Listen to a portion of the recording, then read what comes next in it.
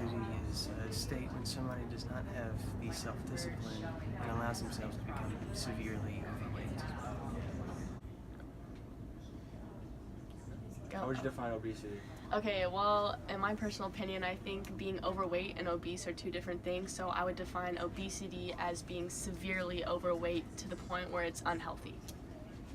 How would you define obesity?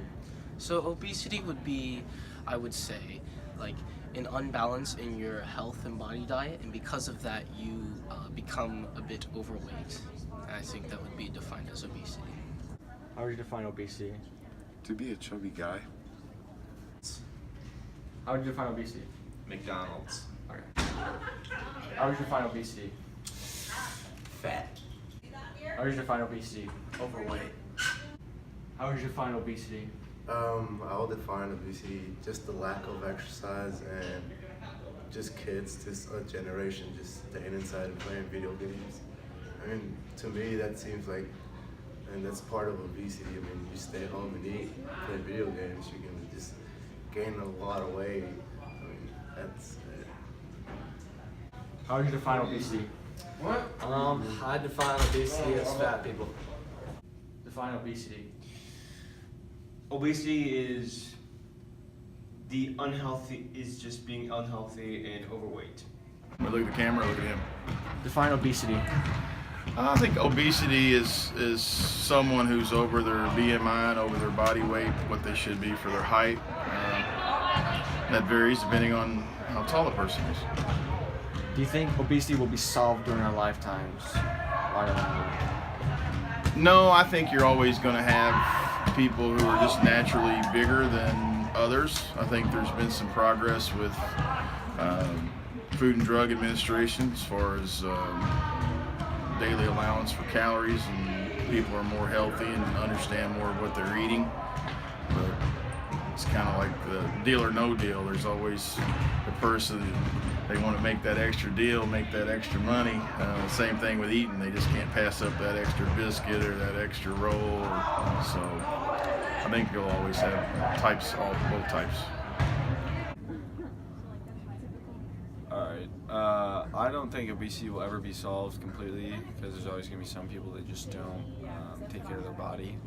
I think we as a nation can slow it down or make it smaller across the nation, but there's always going to be some people that just don't eat right, and for that reason I think there's always going to be some form of obesity in the world. Define obesity.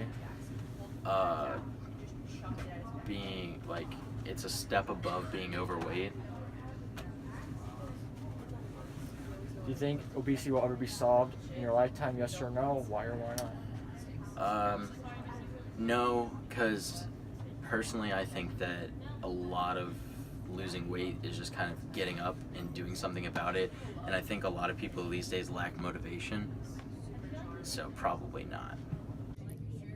Define obesity. I think obesity is kind of when you're like a little too thick for your own good, you know, you just kind of built it up a little bit. You're getting a little, in my best words, fat, I would say. Do you think obesity will ever be solved in your lifetime? Why or why not? No, I wouldn't think so. I think to a certain point, like the amount of options we have and like fast food and everything, I think that can't really solve obesity when we have all these like free options and like a lack of exercise. Do you think we will ever solve obesity? No, I don't think we'll ever solve it. I mean, it seems to be getting worse as the years go on, so I hope that we do the trend reverses, but I don't think we'll ever completely solve it. I mean, I think as long as there is unhealthy food out there to eat that tastes good, and as long as there are devices and things and machines that make our life easier and make it less necessary for us to be active, that it's going to be a problem. Do you think people don't always exercise as a way to fight or avoid obesity? Yeah, I do. I mean, I think, as I said before, I think that we're starting to lead more sedentary lifestyles where we're sitting down in office chairs all day or sitting in class, and not exercising. And so I think when people want to lose weight, a lot of times they turn to dieting. Dieting alone, which I think dieting, especially eating well, like more fruits and vegetables and less sugars and fats and things like that, is a good thing. But I think it should go along with a good exercise program and just staying active. And I think, I think a lot of people are kind of overlooking exercise as a good way to fight obesity. How do you define obesity? I define obesity, as far as I understand it, it's people that are, or if you are obese, it's people over a certain weight for their height and gender. So, just kind of overweight, I guess. Do you think obesity is a problem that is growing? Yes, I absolutely do think it is. I mean, from the studies I've read, it is, and it seems like as we, in America at least, have a more sedentary lifestyle where we're not going out as much, we're on devices, playing on our phones and video games and things like that. I think it is, and our diets are seemingly getting worse and we're busier, that I think all that is contributing to higher obesity rates, yes. Do you think obesity is being overlooked? I don't think it's necessarily being overlooked, but again, I think that with our lifestyles now, that it's something that we don't really pay a lot of attention to, and we just, we probably think, yes, people are getting more overweight, but there's just not as much motivation for people to eat well and to exercise and things like that. We got the opportunity to go to Dairy Queen to show how unhealthy their blizzards really are. Mr. Turner and Sauce ordered 2 medium-sized blizzards. It cannot be that bad, right? Well, unfortunately for the ones who crave blizzards regularly, were proven wrong. Mr. Turner ordered a turtle pecan cluster, and Sauce ordered a chocolate extreme. Mr. Turner's had a total of 960 calories, and Sauce had a total of 810 saucy calories. Most experts say that 2,000 calories a day is the healthy amount for an adult. The fact that one medium-sized blizzard from DQ contains nearly half the amount speaks for itself, and definitely an item that you should really not eat unless you're short on food products. But that's just for a medium-sized blizzard. There are many meals that succeed with over 1,000 calories with blizzards. This is very disgusting. I had to make something. I made the right choice. Oh yeah. As you can see here, there are obese rates for countries such as Canada, Hungary, and Australia. The picture shows the average physiques of grown adults in their respective countries. And looking at the United States, it shows that we are in shambles. Do you think obesity is a problem in the U.S.? I do. I absolutely do. Why? Yeah.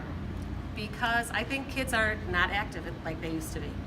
I think they don't make healthy choices with food. I think they go to fast food a lot, and the inactivity due to video games and cell phones.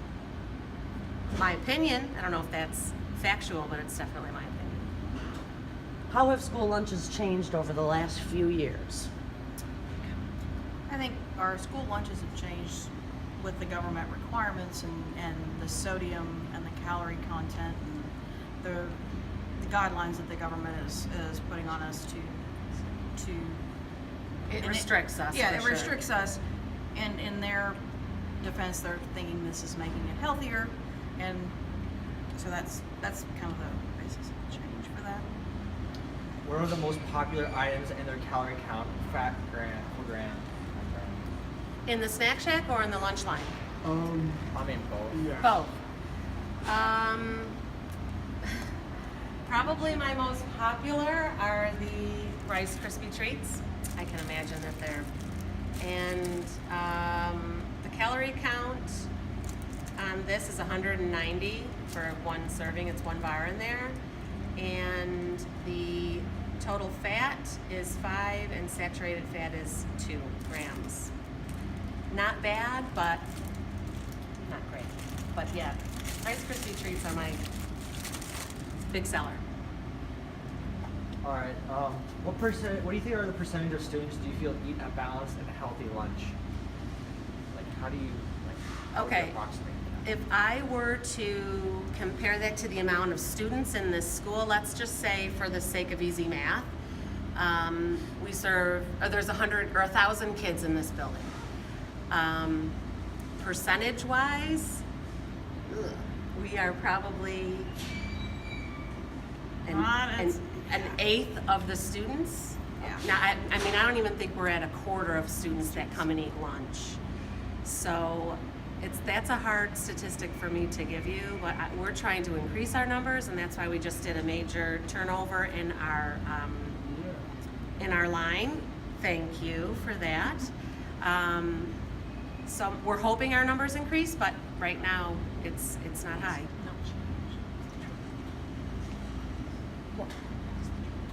What was the turnover? What'd you guys change?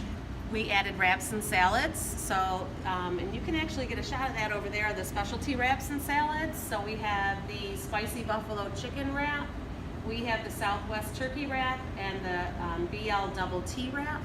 And we've added Southwest chicken salad, Asian chicken salad, and a chef salad, along with some main menu items that have started. Do you think at any point obesity could be solved during our lifetimes? Or your? That's a tough question. No. I mean, I think it's up to parents. It's up to parents to start getting kids off of technology and outside active, getting them active. Kids just aren't as active as they used to be. Do you think students' diets should and will change? Do you think it will change? I Obviously, hope so. It's my hope. Yeah, definitely. Because kids, I think the younger generation, they think they're invincible. And I think studies will show that when they're unhealthy as young adults, they're going to be very unhealthy as adults.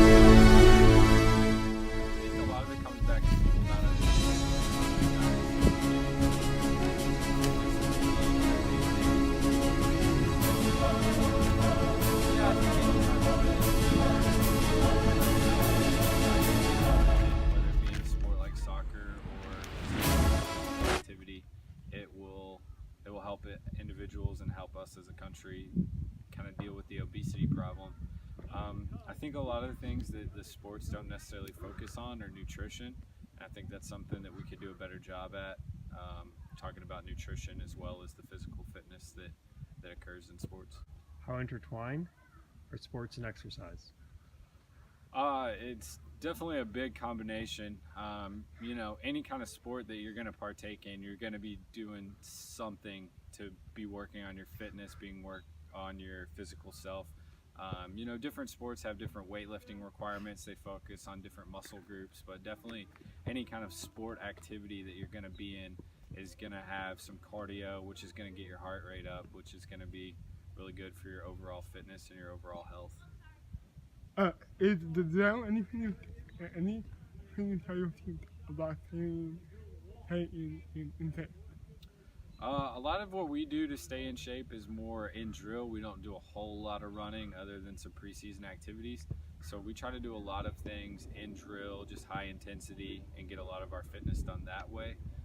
We try to do periodic checks throughout the year, preseason, during season, and then towards the end of the season, we try to do checks and just kind of make sure that their physical fitness is kind of at the bar they set and or improving.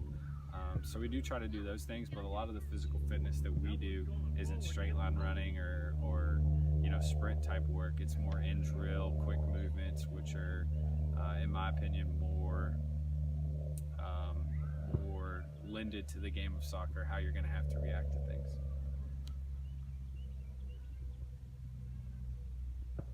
Have you ever had a player who was played for you who hasn't been in shape, but for you all through soccer and then he had become in shape?